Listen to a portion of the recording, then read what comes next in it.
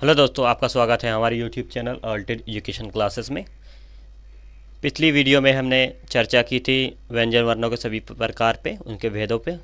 आज हम उनके ही भेद जो है कुछ बच गए हैं उस पर चर्चा करेंगे। तो पहला क्या है? अतिरिक्त व्यंजन किसे कहेंगे, उसके कितने कितने अतिरिक्त व्यंजन हैं उस पर चर्चा करेंगे। और संयुक्त व्यंजन किसे कहते हैं, इसकी संख्या कुल कितनी है, इस पर चर्चा करेंगे। तो चलिए शुरू करते हैं।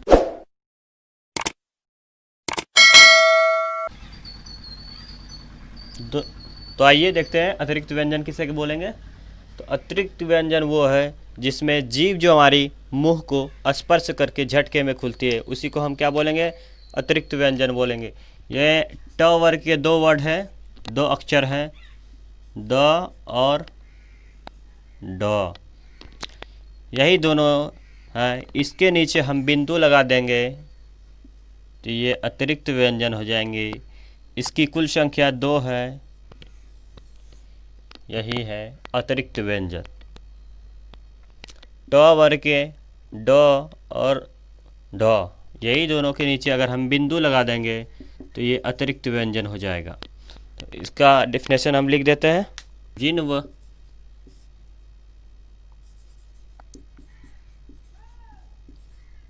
जनों के उच्चारण में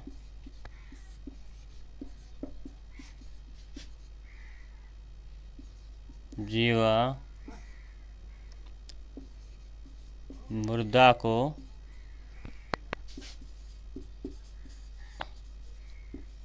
स्पर्श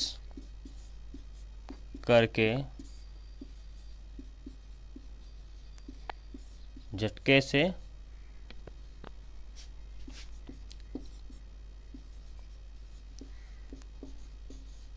खुलती हो,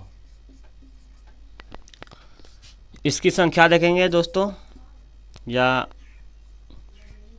कौन कौन से है, क्या क्या है। तो ये जो है ट वर्ग के सिर्फ 2 वर्ण हैं, एक डो एक ढो। तो इसके नीचे, इसी के नीचे बिंदु लगाने से अतिरिक्त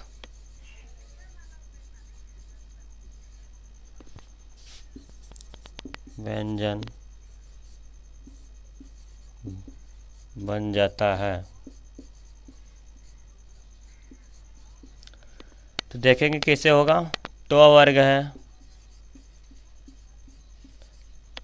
ये वर्ण यहाँ पे डो है और डो है,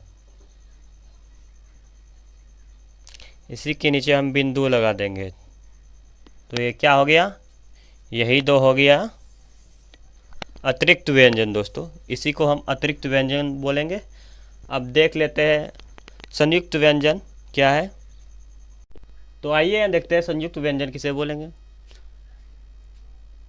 जब 2 व्यंजन मिल जाते हैं दोस्तों, तो मिल के जो वो व्यंजन बनता है उससे ही हम संयुक्त व्यंजन बोलते हैं। जैसे देख लेंगे, जब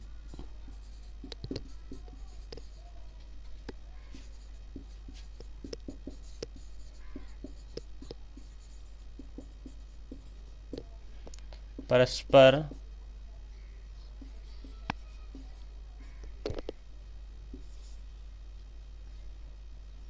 जब 2 भिन्न भिन्न व्यंजन परस्पर जोड़ा जाता है तो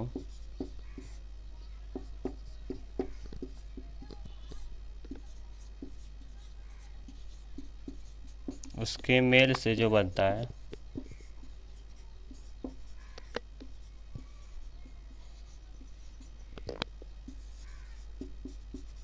व्यंजनों को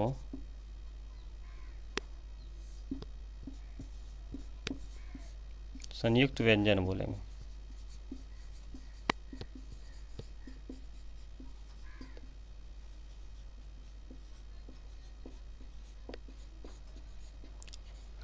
या कहेंगे जब 2 भिन्न भिन्न व्यंजन परस्पर जोड़ा जाता है तो उसे जोड़ा जाता है तो उसके मेल से बने व्यंजनों को हम संयुक्त व्यंजन बोलेंगे दोस्तों। इसमें कुछ नहीं है, जैसे इसकी कुल संख्या जो है 4 है। अक्ष, स्र, अक्ष, त्र, या, ये 4 है। अगर इसको तोड़ेंगे अक्ष को तो क्या होगा, क हलंत हो जाएगा, जोड़ स मूर्धन स जोड़ अ, ये अक्ष बन जाएगा। तो इसमें एक चीज़ देखेंगे दोस्तों, व्यंजन का जो पहला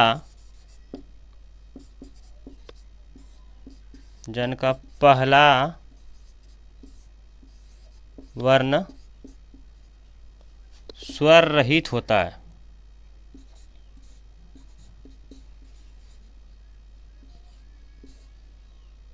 मतलब इसमें स्वर नहीं होता है।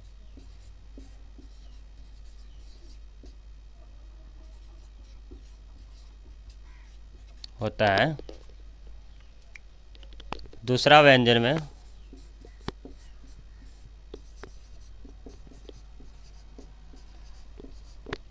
स्वर सहित होता है।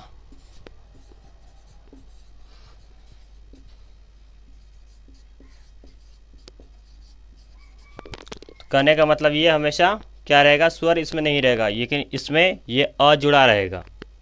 व्यंजन का पहला वर्ण जो है इसमें स्वर रहित होता है, मतलब स्वर नहीं होता है, और दूसरा व्यंजन जो होता है उसमें स्वर सहित होता है, मतलब स्वर भी रहता है। इसकी कुल संख्या 4 है, याद रखेंगे। आप देख लिए, इसी को संयुक्त व्यंजन बोलेंगे दोस्तों। फिर तो आइए हम देखते हैं कि संयुक्त व्यंजन की संख्या 4 जो है उस पर कैसे संधि विच्छेद करेंगे। अक्ष, त्र, ज्ञ, स्र को संधि विच्छेद हम करेंगे, को हलंत जोड़, सो हलंत जोड़, और ये दोनों जो है एक साथ पढ़ेंगे यहाँ पे, क्योंकि सो हो जाएगा या कुल मिलाकर को हलंत जोड़ सो, अक्ष हो जाएगा। लेकिन हम इसको तोड़ के दिखाए आपको, ताकि देख लीजिए कि अगर इसमें हलंत लगाएंगे तो इससे स्वर खत्म हो जाएगा, इसमें स्वर नहीं रहेगा। तो इसमें पहला व्यंजन जो है हम क लिखे, इससे हलंत लगा दिए, यहाँ पे हलंत लगाने से स्वर हट जाता है, इसमें स्वर नहीं रहेगा। ये इसमें भी नहीं है, यहाँ भी स्वर नहीं है, हट गया है। लेकिन हम दोनों को जोड़ के हम क्या करेंगे, सो, ये सो। तो हम क्या लिखे डेफिनेशन, जब दो भिन्न भिन्न व्यंजन परस्पर आपस में जुड़कर उसके मेल से जो बनता है, आपस में जुड़ के जो व्यंजन बनता है, जैसे व्यंजन ये अक्ष बन गया, तो इसी को हम क्या बोलेंगे, संयुक्त व्यंजन। वही हो रहा है दोस्तों, लेकिन हम इसको 3 तरह से डिवाइड किए हैं, को हलंत जोड़, सो हलंत जोड़ ओ, ताकि आपको समझने में कठिनाई नहीं हो। तो इसी को हम यहाँ पे क्या लिखेंगे, ये दोनों को जोड़ के सो, ये पूरा सो लिखेंगे। अब जब को हलंत जोड़ सो अगर जुड़ जाएगा तो अक्ष बन जाएगा।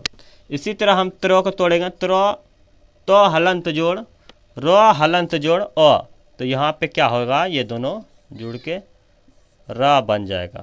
तो हलंत जोड़ र, त्र, ये एक नए व्यंजन की उत्पत्ति होगी। उसी तरह यहाँ पे जो, इसमें भी स्वर नहीं है, हलंत, यहाँ पे यह हलंत जोड़ अ है, तो यह हो जाएगा। इसको क्या बोलेंगे, अज्ञा।